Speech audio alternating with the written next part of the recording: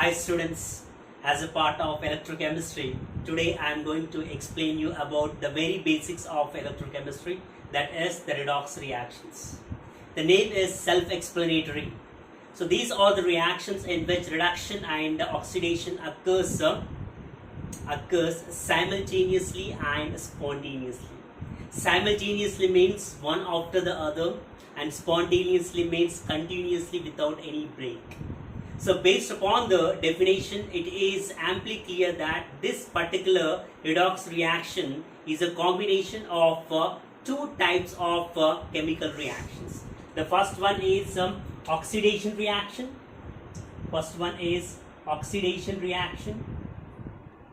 And the second one is a reduction reaction.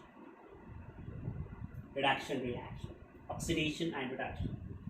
So in order to understand what exactly is the reduction reaction, that is what exactly is the redox reaction, we have to know what is oxidation reaction and reduction reaction, because redox reaction is the combination of oxidation and reduction. So in terms of electrons, what is oxidation and what is reduction? There will be a lot of ambiguity, or there will be a lot of confusion that whether the loss of electrons or gain of electrons is the oxidation, or loss of electrons or gain of electrons is the reduction. So in order to overcome that particular ambiguity and in order to get rid of that confusion, I have designed one word for you. So if you remember this particular word, then it is very easy to remember what is oxidation and what is reduction. So that particular word which I have framed for you in order to remember what is oxidation and what is reduction is oil rig.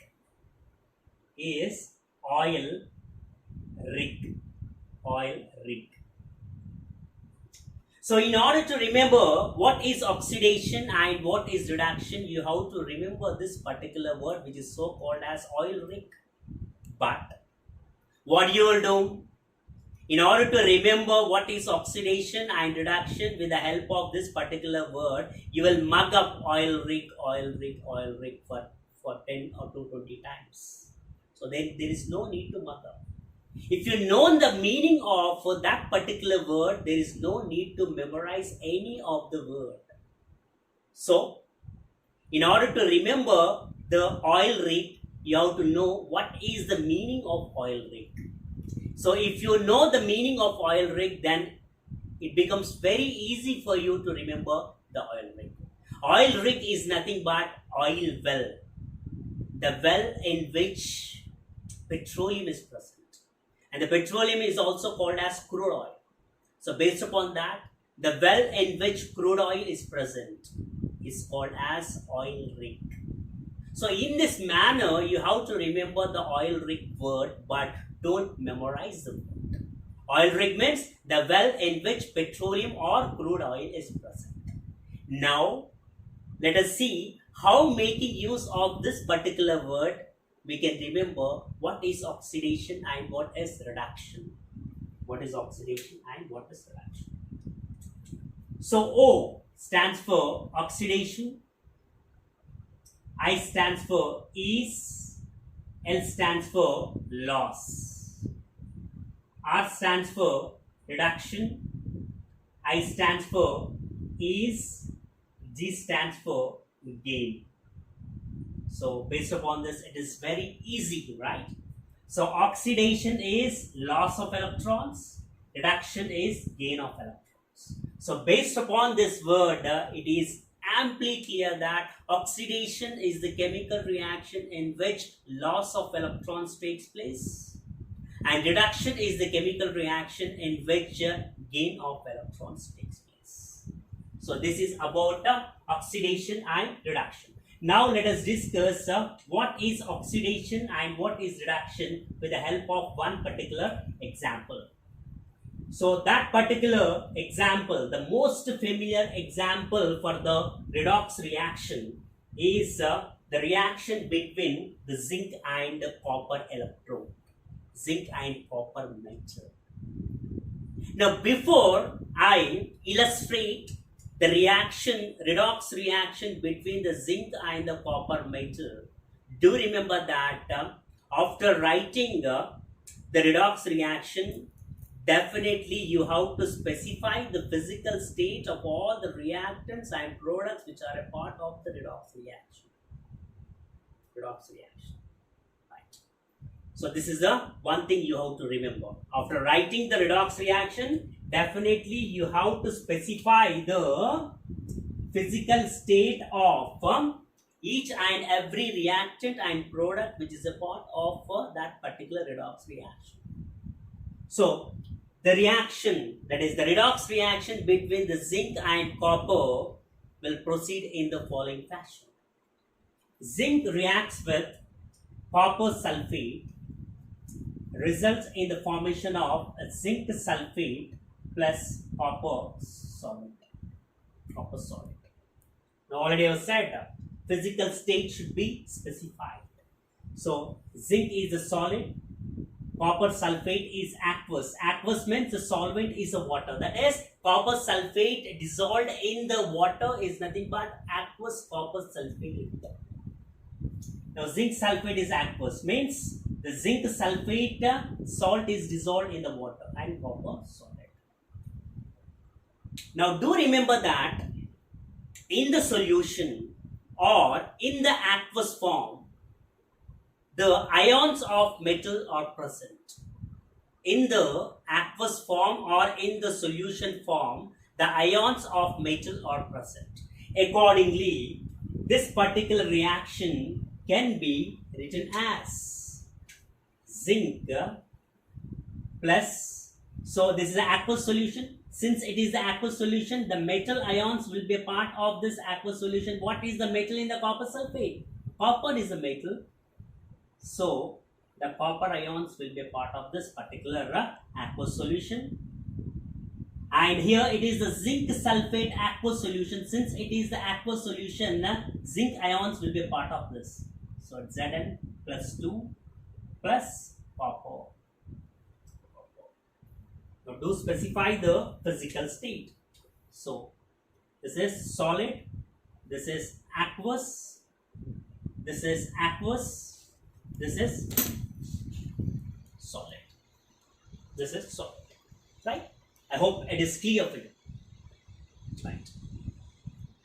Now, what we have to discuss.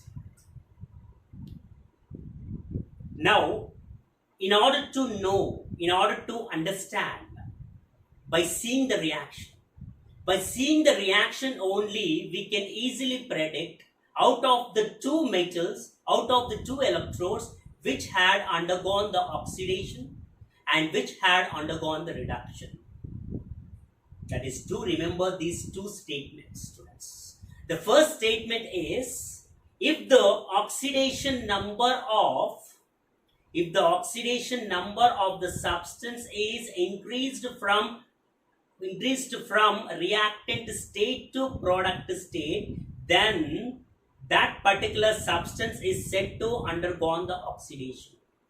On the other hand, if the oxidation number of the substance has been decreased from reactant state to the product state, then we can say that that particular substance had undergone the reduction reaction.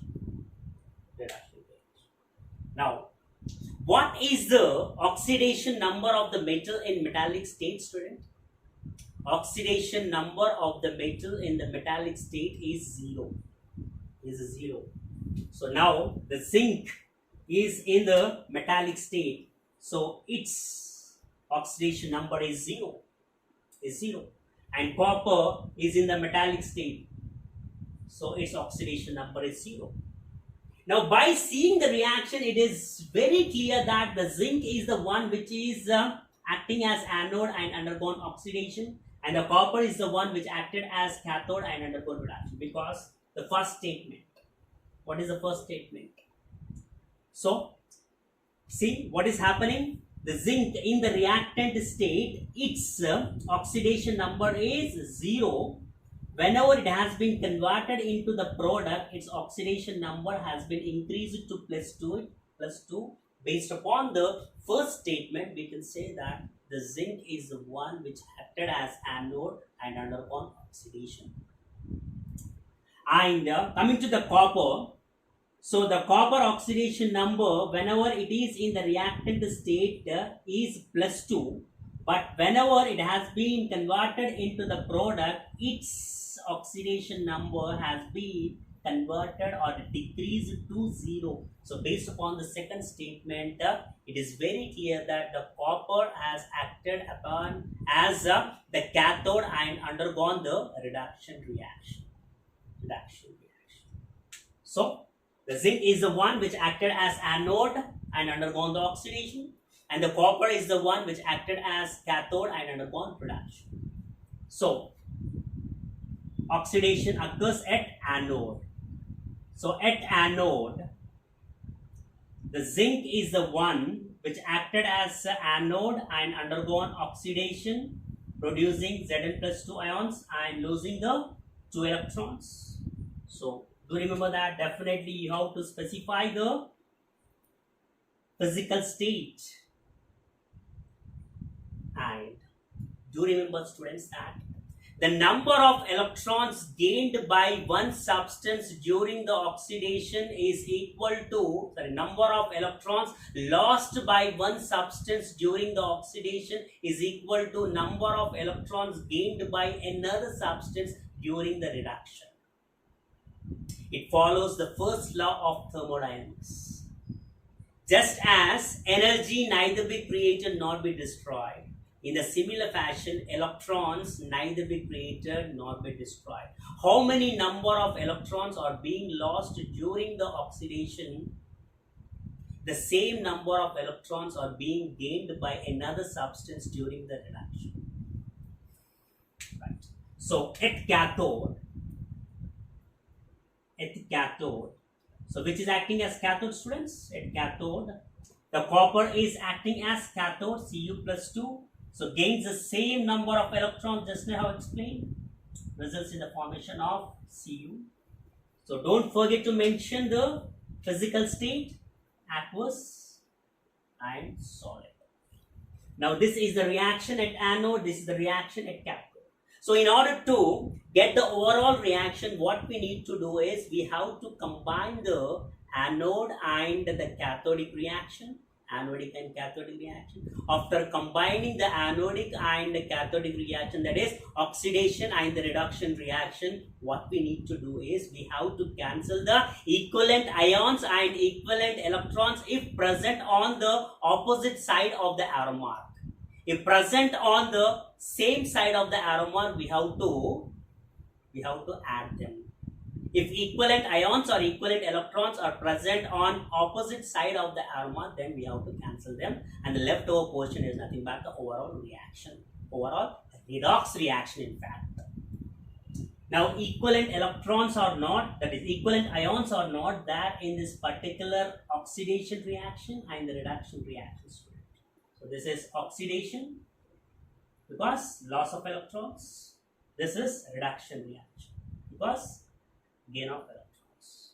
But equivalent electrons are there, and these electrons which are there in the oxidation reaction, the 2 electrons are there on the left side of the arrow mark, whereas in the reduction reaction 2 electrons are there on the right side of the arrow mark, and in the reduction reaction the 2 electrons are there on the left side of the arrow mark.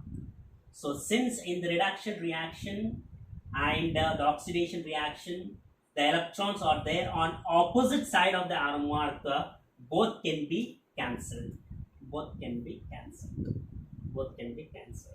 So the leftover part is, so whatever the part or the portion which is remained on the left side of the arrow mark should be written on left side of the arrow mark. Whatever the portion which is remained on right side of the arrow mark should be written on the right side of the arrow mark.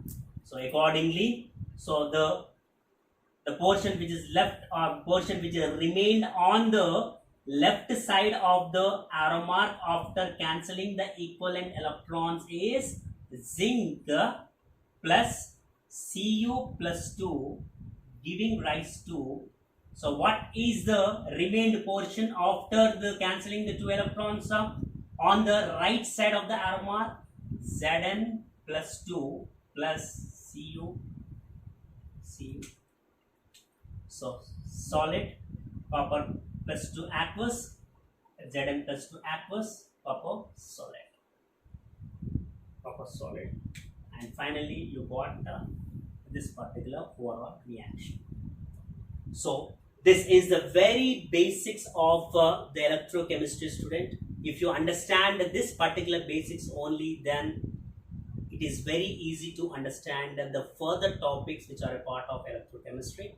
So please do watch this video and comment on the video. So thanks for watching.